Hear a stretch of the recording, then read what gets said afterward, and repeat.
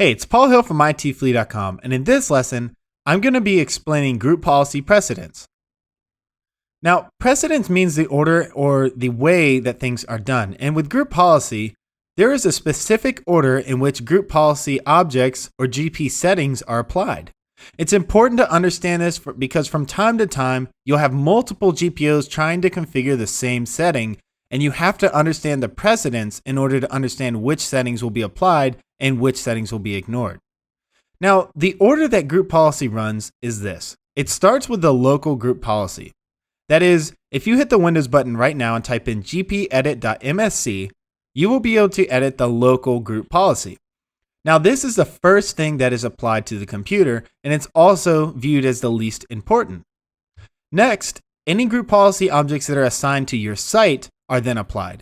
And this means that it overwrites any conflicts that it may find between the local and the site group policy. So if you configure a desktop wallpaper in the local group policy, and you configure it in the site policy will take precedence over the local group policy because it was applied after the local group policy.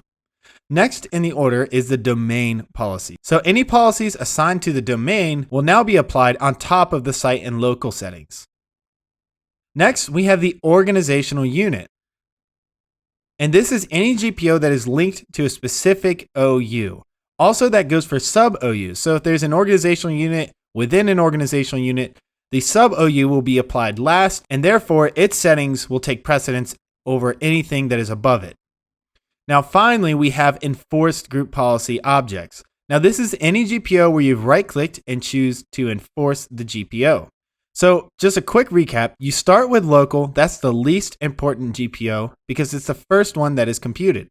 You end with enforced group policy objects, so if there are conflicting settings between the local and the enforced, since the enforced group policy objects will be run last, they will take precedence. So remember, the last GPO to be applied always wins. Now you can remember this order by remembering the acronym LSDO or LSDO. So it stands for local, site, domain, OU, and enforced. All right, now we have to consider computer versus user. Now, within a GPO, you have a computer and a user configuration. The computer configuration is applied first, and the user configuration is applied second. We said that the settings that are applied last are the ones that are going to win. So if you have conflicting settings between your computer and user configuration, the user configuration will win that battle. So the computer configuration is the least important, and the user configuration is the most important. Now here's a picture just showing a GPO in the Group Policy Management Editor. You can see at the top you have the computer configuration and the user configuration. Hopefully that helps you relate to what we're talking about. Now let's take a wallpaper scenario. Let's say we have 5 GPOs that are configuring the same wallpaper settings. So someone has gone into all these GPOs and they've said, I want this desktop background to be configured, and it's different for each GPO. Which GPO is going to win?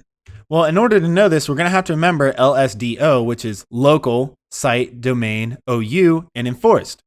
And in this first little diagram that we have here, we have ITF Workstation 01. It has a local policy that is configured to use the background udemy.jpg.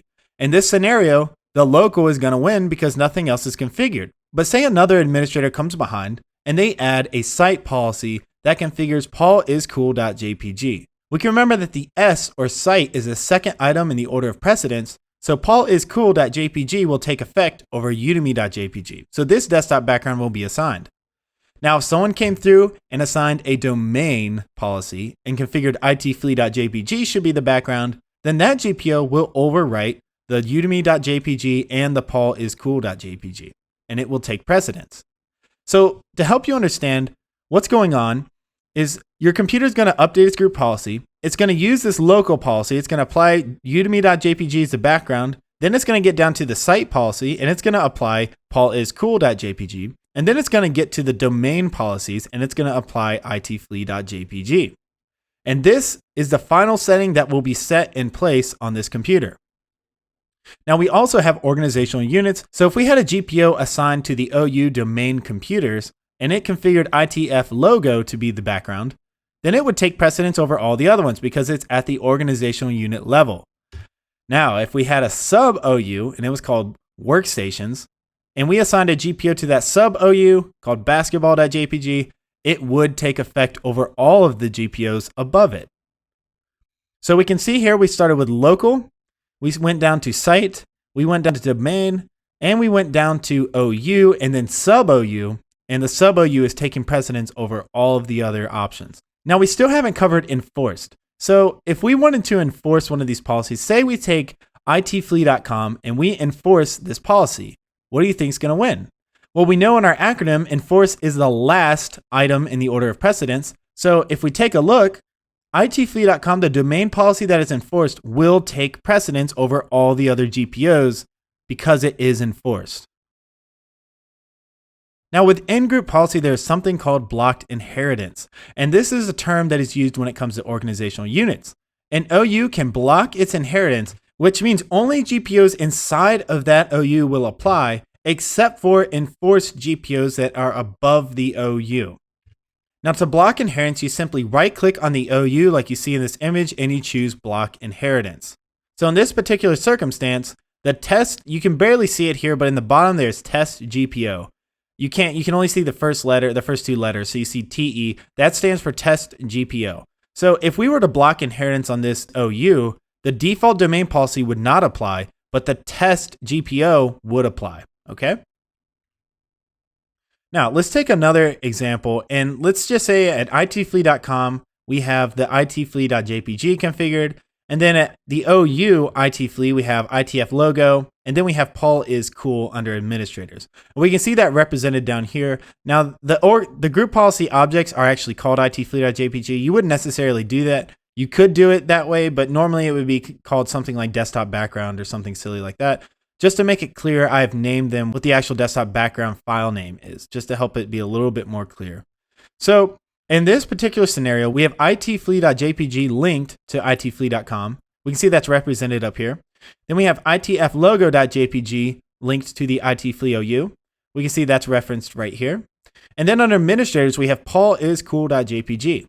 And we can see that is referenced right here. Now in this particular scenario, since we're going down to a sub OU, the pauliscool.jpg will win. Because remember, we have local, site, domain, organizational unit, and enforced. Now, let's say if we blocked inheritance, what does that mean? What that means is the itflee.jpg still is not going to apply. The itflee logo.jpg is not going to apply. And pauliscool.jpg is still going to apply. So nothing really changed except test GPO and default domain policy now no longer apply to the administrator's OU. Now, what if we enforce the itflee.jpg? You can see here that the icon has changed. This is the icon when you see this lock, that means the GPO is enforced. And when you see this exclamation mark, that means the GPO is blocking inheritance. What's going to happen in this particular circumstance is that itflee.jpg will take precedence because it is an enforced GPO. So remember, we have local, site, domain, we have organizational unit, and then we have enforced. So enforced always wins over all of those. In conclusion, the last GPO to be applied wins. And remember the acronym local, site, domain, OU, and enforced, which is LSDOE or LSDOE. You can come up with any way that you want to remember it. I like to call it LSDOE because that's just easy for me. But remember that acronym, and that's all we got to cover in this lecture. Now you understand group policy precedence. I hope you enjoyed this lecture. I enjoyed making it for you. I look forward to seeing you in the next lecture.